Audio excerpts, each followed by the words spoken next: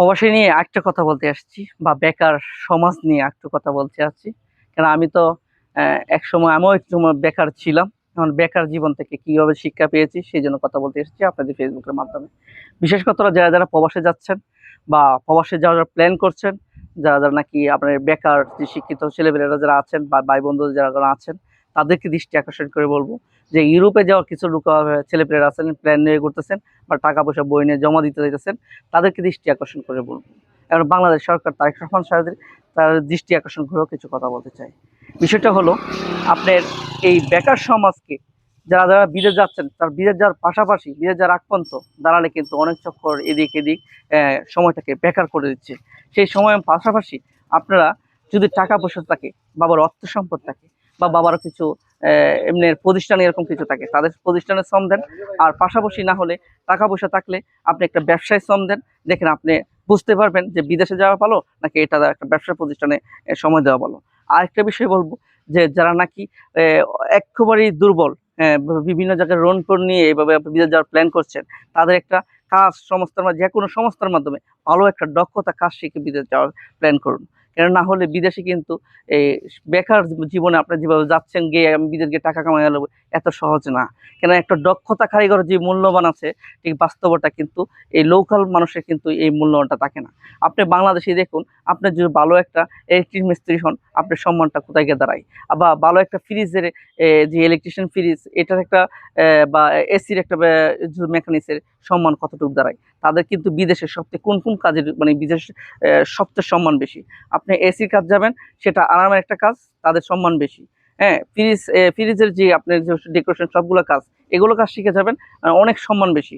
ইলেকট্রিশিয়ানের ভালো একটা দক্ষতা কারিগর হয়ে যাবেন বিদেশে, এটার সম্মান বেশি। সেই দৃষ্টি আকর্ষণ করে বলবো যেন প্রবাসে যাওয়ার আগে ভালো কিছু শিখে যান, এবং প্রবাসে গিয়ে 2 টাকা ইনকাম করতে পারেন এবং পরিবারকে সুখে রাখতে পারবেন। সেই লক্ষ্য রেখে সেই জায়গার থেকে আপনি একটা ট্যানেল হয়ে যান। আর বাংলাদেশ সরকার কাছে রিকোয়েস্ট থাকবে যে বাংলাদেশের যে এজেন্সি কয়েকটি আছে, সেই এজেন্সির তালিকা তৈরি করে আপনি সেই জায়গা থেকে আপনার নিজের মোহে যে কোনো একটা শোডাউনের মধ্যে, যে কোনো একটা এর মধ্যে প্রি মিটিংয়ের মধ্যে আপনি শো করতে পারেন যে এই এজেন্সির মাধ্যমে গেলে সঠিক গাইডলাইনে বা সঠিক একটা কোম্পানি যেতে পারবে। কেন বলছি, বাংলাদেশে 80% এজেন্সি কিন্তু সাপ্লাইয়ের মাঝে লোক দিচ্ছে, আমার বিক্রি করে দিচ্ছে। হ্যাঁ, এবং তৃতীয় কথা হলো, অনেক এই মানে এজেন্সি আছে আমাদেরকে মহিলাদেরকে নিয়েও একটা প্রতারণার মাধ্যমে সিস্টেম করে নিয়ে আমরা বাংলাদেশে বাইরে পাচার করে দিয়ে একটা মাফিয়ার সদস্যর কাছে বিক্রি করা দেওয়া হচ্ছে চুক্তির মাধ্যমে।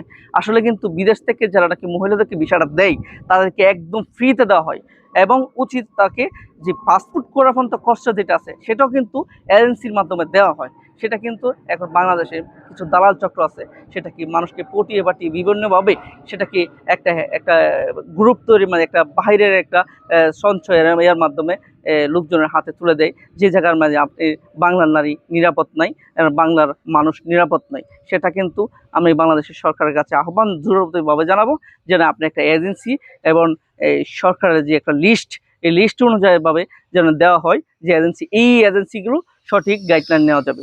আর বিশেষত যারা প্রবাসে যাবেন, প্রত্যেকটা এজেন্সির মাঝে আলোচনা করে আপনাকে স্ট্যাম্প করতে হবে, এবং তৃতীয় কথা 300 টাকার উপর একটা স্ট্যাম্প করতে হবে, এবং ব্যাংকের যে এজেন্সির যে আপনার ব্যাংকিং আছে, সেই ব্যাংকিংয়ের মাধ্যমে টাকা দিয়ে এবং একটা ডকুমেন্টস প্রমাণ রাখতে হবে। এটা হলো আপনার সবচেয়ে গুরুত্বপূর্ণ একটা বিষয়। আর তৃতীয় কথা হলো, বাংলাদেশ সরকার কাছে আবার বলছি, যেন এজেন্সিগুলোকে আপনার মুখে দিয়ে এবং সরকারি এজেন্সিগুলো চালু করে সুন্দরভাবে এবং লাইসেন্সদারিকে আপনি এরকম একটা মাধ্যমে সরকারিভাবে একটা ঘোষণা দেন যে এইসব এজেন্সির মাধ্যমে গেলে মানুষ যেতে পারবে ভালো একটা পজিশন, কাজের কর্মস্থান যেন খুঁজে পায়। সেই জন্য আপনাকে দৃষ্টি আকর্ষণ করব। ভালো থাকবেন। আসসালামু আলাইকুম রহমতুল্লাহি ওয়া বারাকাতুহু।